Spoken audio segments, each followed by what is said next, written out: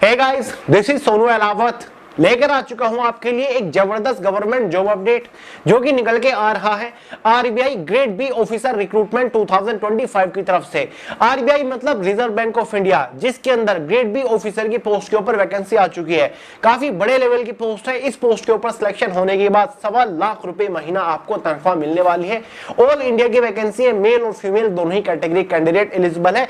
All India से freshers candidate इस vacancy के लिए फॉर्म अप्लाई कर सकते हैं। इस भर्ती का ऑफिशियल नोटिफिकेशन जारी हो चुके हैं। तो आगे इस वीडियो में इस वैकेंसी के रिगार्डिंग संपूर्ण जानकारी आपको प्रोवाइड करूंगा। Detail selection procedure step by step समझा के जाऊंगा। एलिजिबिलिटी क्राइटेरिया के बारे में बात करेंगे कि भाई इस पोस्ट के लिए एज बिट क्वालिफिकेशन का मिनिमम क्राइटेरिया क्या रहते हैं। एग्जाम पैटर्न को डिस्कस करेंगे। एग्जाम का detail syllabus subject wise topic wise PDF form में आपको प्रोवाइड करा के जाऊंगा। सिलेक्शन होने के बाद इस पोस्ट के ऊपर एग्जैक्ट इनिशियल इनहैंड सैलरी क्या मिलेगी, exam centre, job profile, job location के बारे में बात करेंगे। गाइस, अगर आप इस भर्ती को लेकर थोड़े से भी इंटरेस्टेड हैं तो वीडियो को पूरे ध्यान से आखिर तक जरूर देखिएगा। तो चलिए गाइस, बहुत ज्यादा टाइम वेस्ट नहीं करते, फटाफट वीडियो शुरू करते हैं। बट उससे पहले आपको एक छोटी सी जानकारी दे दूं, अगर आप किसी भी कॉम्पिटिटिव एग्जाम की तैयारी कर रहे हैं तो आपके लिए पेश है जीएस बॉम्ब, जो कि जनरल अवेयरनेस की एक सर्वश्रेष्ठ ई बुक है, जिससे आप किसी भी कॉम्पिटिटिव एग्जाम में जनरल अवेयरनेस के चिथड़े उड़ा सकते हो। प्रीवियस ईयर एग्जाम में सबसे ज्यादा बार पूछे जा चुके वन लाइनर क्वेश्चन सॉल्यूशन के साथ इस ई बुक के अंदर आपको मिल जाएंगे। आज के बाद जनरल अवेयरनेस की टेंशन आपकी हमेशा हमेशा के लिए खत्म हो जाएगी। तो भाई इस ई बुक का लिंक डिस्क्रिप्शन बॉक्स में, फटाफट पीडीएफ फॉर्म में डाउनलोड करके तैयारी करना शुरू कर दीजिए। तो चलिए अब बात करते हैं अपनी वैकेंसी के बारे में। जैसे कि स्टार्टिंग में आपको बता ही चुका हूं, यह वैकेंसी निकल के आ रही है RBI reserve bank of India की तरफ से, जो कि भारत का सबसे बड़ा सरकारी बैंक है, बैंकों का भी बैंक है, जिसके अंदर ऑफिसर ग्रेड बी की पोस्ट के ऊपर टोटल 120 वैकेंसी निकल के आई है। इसमें सबसे best post grade B officer general की है। इस पोस्ट के लिए सभी फ्रेशर्स कैंडिडेट्स एलिजिबल है और टोटल नंबर ऑफ वैकेंसीज भी इसी पोस्ट के ऊपर सबसे ज्यादा है। तो चलिए सबसे पहले बात करते हैं इंपोर्टेंट डेट्स के बारे में। गाइस, इस वैकेंसी के लिए ऑनलाइन फॉर्म कल से यानी कि 10 सितंबर से स्टार्ट होने जा रहे हैं। फॉर्म की आखिरी तारीख 30 सितंबर है।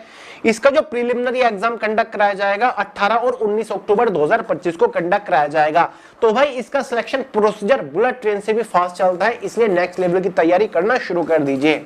फॉर्म फीस के बारे में शुरुआत में ही बात कर लेते हैं। जनरल ओबीसी ईडब्ल्यूएस वालों के लिए 850 रुपए फॉर्म फीस चार्ज किए गए हैं।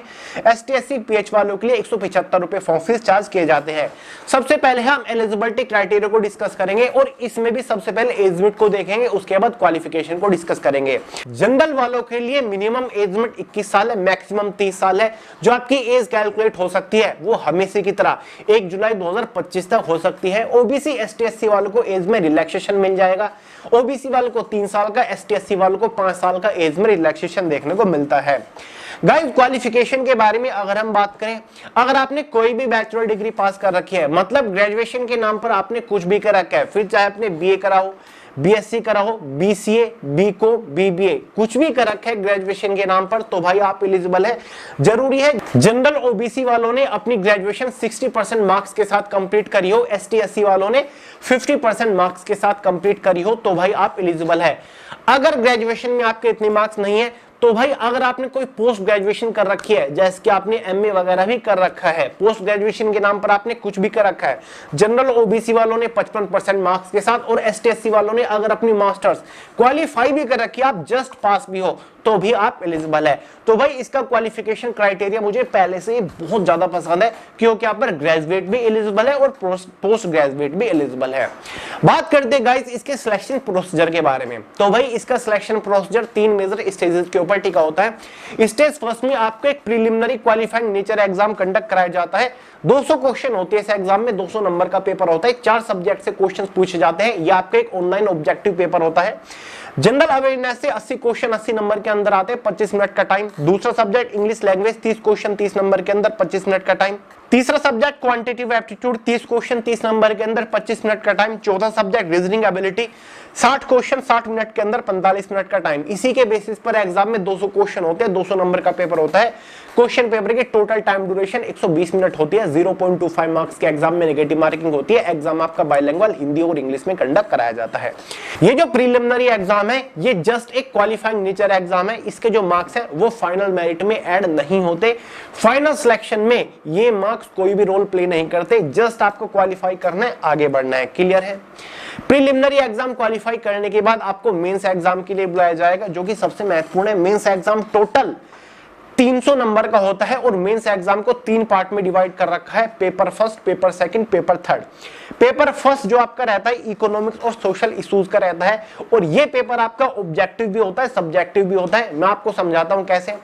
50% पार्ट तो आपका ऑब्जेक्टिव रहेगा, मतलब एमसीक्यू बेस्ड रहेगा, और पेपर फर्स्ट का 50% पार्ट आपका सब्जेक्टिव मतलब डिस्क्रिप्टिव पेपर रहने वाला है। क्लियर है? तो भाई जो आपका ऑब्जेक्टिव पार्ट होता है ना, उसमें आपके टोटल 30 एमसीक्यू बेस्ड क्वेश्चन होते हैं, ठीक है, और ये 30 क्वेश्चन 50 नंबर के अंदर होते हैं। अब आप पूछोगे कि भैया 30 क्वेश्चन 50 नंबर के अंदर ये कैसे? क्वेश्चंस के लेवल के अकॉर्डिंग, ठीक है, मार्किंग डिसाइड करी गई है। यानी कि जो क्वेश्चन थोड़ा सा टफ है वो 2 नंबर का है, जो क्वेश्चन इजी है वो 1 नंबर का है। इसीलिए यहां पर 30 क्वेश्चन 50 नंबर के अंदर होते हैं। समझ गए? 30 मिनट का टाइम आपको मिलेगा इन 30 क्वेश्चन को सोल्व करने के लिए।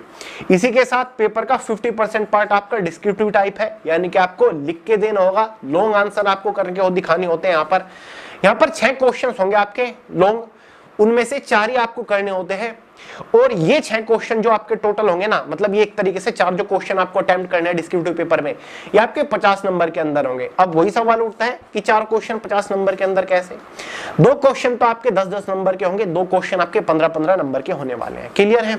तो भाई ये आपका इकोनॉमिक्स सोशल इश्यूज का पेपर रहेगा, जो कि ओवरऑल 100 नंबर का हो जाता है आपका। इसी के बाद आपका सेम डे पर पेपर सेकंड होने वाला है, जो कि इंग्लिश राइटिंग स्किल का रहेगा, पूरी तरीके से एक डिस्क्रिप्टिव पेपर है। क्लियर है? जहां पर आपको लेटर, प्रीसी, राइटिंग, ऐसे वगैरह लिखकर दिखाने होते हैं। क्लियर है? कॉम्प्रिहेंशन, पैसेज वगैरह आपको करके दिखाने होते हैं। तो भाई 90 मिनट का ये रहने वाला है। 3 चीज आपको लिख के दिखानी होगी यहाँ पर। लेटर भी हो सकता है, प्रीसी राइटिंग भी हो सकता है, ऐसे भी हो सकता है, कॉम्प्रिहेंशन पैसेज भी हो सकता है, पैराग्राफ भी हो सकता है, कुछ भी हो सकता है। 3 चीजें होंगी, और ये 3 चीजें आपके 100 नंबर की रहने वाली है। ये पूरा का पूरा इंग्लिश में रहेगा। बाकी जो पेपर फर्स्ट था वहां पर आप हिंदी में भी आंसर दे सकते हो, इंग्लिश में भी दे सकते हो। क्लियर है? पेपर थर्ड आपका जो होगा सेम डे पर, वो जनरल फाइनेंस और मैनेजमेंट का रहने वाला है। ये भी आपका 100 नंबर का है और टोटल, और इसका भी सेम वही खेल है कि 50% पार्ट आपका ऑब्जेक्टिव रहेगा, 50% पार्ट आपका सब्जेक्टिव रहेगा। ठीक है? टोटल 100 नंबर का आपका होता है। जो ऑब्जेक्टिव पार्ट है उससे वही टोटल 30 क्वेश्चन आने वाले हैं। कितने नंबर के अंदर? 50 नंबर के अंदर। कुछ क्वेश्चन आपका 1 नंबर का, कुछ क्वेश्चन आपके 2 नंबर के, और ये 30 क्वेश्चन सोल्व करने के लिए आपके पास वही 30 मिनट रहेंगे। साथ ही आपका 50% पार्ट डिस्क्रिप्टिव रहेगा। 6 क्वेश्चन आएंगे, 6 में से 4 आपको अटेम्प्ट करने हैं। 2 क्वेश्चन 15 नंबर के, 2 क्वेश्चन आपके 10 नंबर के। 90 मिनट का टाइम रहेगा, वही 50 नंबर का पार्ट रहेगा। तो इसी के बेसिस पर ओवरऑल पेपर थर्ड भी आपका 100 नंबर का हो जाता है। तो भाई paper first 100 number, paper second 100 number, paper third 100 number, total कितने हो गए? 300 नंबर। तो यहां पर आपका खत्म होता है मेंस एग्जाम। अब आगे बढ़ने से पहले एग्जाम सिलेबस को भी डिस्कस करेंगे। गाइस, इसके एग्जाम का full detail syllabus, subject wise, topic wise PDF form में आपको way to success Telegram channel के अंदर प्रोवाइड करा चुका हूं। वहां से आप पूरे सिलेबस को अपने मोबाइल फोन के अंदर डाउनलोड करके अच्छे से देख सकते हैं, समझ सकते हैं कि भाई किस सब्जेक्ट के अंदर से कौन से टॉपिक के ऊपर मोस्टली फोकस करना है। टेलीग्राम चैनल का लिंक वीडियो के नीचे डिस्क्रिप्शन बॉक्स में है। मेंस एग्जाम को क्वालिफाई करने के बाद आपको थर्ड स्टेज के लिए बुलाया जाएगा, जिसमें आपका एक इंटरव्यू रहेगा। क्लियर है? ये जो आपका इंटरव्यू है ये आपका 75 नंबर का रहेगा। यहां पर आप क्वेश्चंस के आंसर हिंदी या फिर इंग्लिश में कैसे भी दे सकते हैं। क्लियर है? ये एक पर्सनल इंटरव्यू रहने वाला है। समझ गए? इंटरव्यू को क्वालिफाई करने के बाद फाइनल सिलेक्शन जो होगा वो फाइनल मेरिट के बेसिस पर होगा। Final merit mains exam plus interview के मार्क्स के बेसिस पर बनेगी। मेंस एग्जाम टोटल 300 नंबर का, इंटरव्यू टोटल 75 नंबर का। दोनों को कंबाइन करोगे तो टोटल 375 हो जाते हैं। फाइनल मेरिट आपकी 375 नंबर में से बनने वाली है। क्लियर है? कैटेगरी वाइज ये आपकी मेरिट बनेगी। अगर आप इस मेरिट को क्वालिफाई कर लेते हो, फाइनली आपका RBI reserve bank of India के अंदर ग्रेड बी ऑफिसर की पोस्ट के ऊपर सिलेक्शन हो जाएगा। अब बात करते हैं कि भैया सिलेक्शन होने के बाद एग्जैक्ट सैलरी कितनी मिलती है। इस पोस्ट के ऊपर शुरुआती सैलरी 1,25,194 रुपए आपको फिक्स मिलेंगे पहले ही महीने से। हर साल सैलरी में इंक्रीमेंट होता रहता है, सैलरी आपकी बढ़ती रहती है। बढ़ती सैलरी आपकी 6 लाख रुपए महीना तक पहुंच जाती है। जब आप कभी रिटायर होगे 6 लाख रुपए महीना से ज्यादा आपकी तनख्वाह रहने वाली है। एग्जाम सेंटर्स आपको ऑल ओवर इंडिया के अंदर मिल जाएंगे। आपको अपने होम स्टेट में, आसपास के शहर में एग्जाम सेंटर देखने को मिल जाएगा। क्लियर है? प्रोबेशन पीरियड शायद इसमें 2 ईयर का रहता है। जो प्रोफाइल, काम क्या करना पड़ेगा, रिजर्व बैंक ऑफ इंडिया की जो एक पर्टिकुलर ब्रांच होती है, आप उस ब्रांच को हेड कर रहे होंगे, ब्रांच का पूरा स्टाफ आपके अंडर काम कर रहा होगा, आप ब्रांच के हेड होंगे, आपको एक अलग एसी कैबिन मिलेगा जहां पर आप मस्त क्लरिकल काम कर रहे होंगे, 9 to 5 की एक जॉब रहने वाली है, ठीक है।